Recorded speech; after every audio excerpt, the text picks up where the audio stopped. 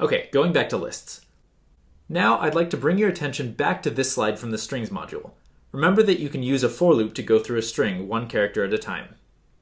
Lo and behold, you can do the same thing with lists. In this example, we have a list called L, and we create a variable called item in a for loop that gets set to each thing in L in succession. Incidentally, you can also do this with tuples. Let's say we have a list of the names of people waiting in line for something. We want to print each name along with that person's position in line. With this kind of loop, we can't because we don't have access to what index we're on inside the for loop. We could write a for loop the old-fashioned way using range, len, and I, but Python actually has a cleaner way to do this. And it's the enumerate function.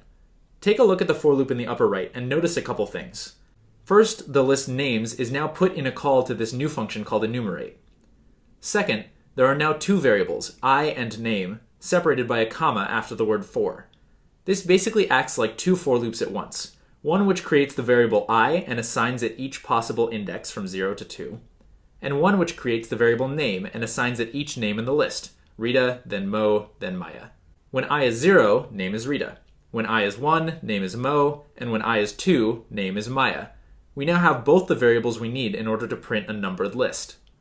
And if we want our numbered list to start at 1 instead of 0, we can just add 1 to I before giving it to the stir function. The last thing I want to talk about is what you can and can't do when you have a list that contains a tuple and when you have a tuple that contains a list. Let's start with the case where you have a list that contains a tuple. Remember, lists are mutable and tuples are immutable. So what can you do with this list? Changing the element at index 0 in my list shouldn't be a problem. Lists are mutable, and this doesn't interfere with the immutability of the tuple in the list. Turns out this is fine too. Assigning to index 2 of my list swaps out the tuple, 3, 4, for the tuple 4, 5. Remember that immutable things cannot be changed, but they can be replaced. Here's where we get into trouble. We access the thing at index 2 in my list, which is now the tuple 4, 5. We then try to set the thing at index 0 in that tuple to 40. This is not allowed because this constitutes changing a tuple, which is against the rules. Okay, now let's do a switcheroo and make this program have a tuple that contains a list. This case is a little trickier to understand. Obviously, this gets us in trouble. We can't change the thing at index 0 in my tuple. For the same reason, trying to swap out the list at index 2 gets us in trouble. Okay, here's the weird thing.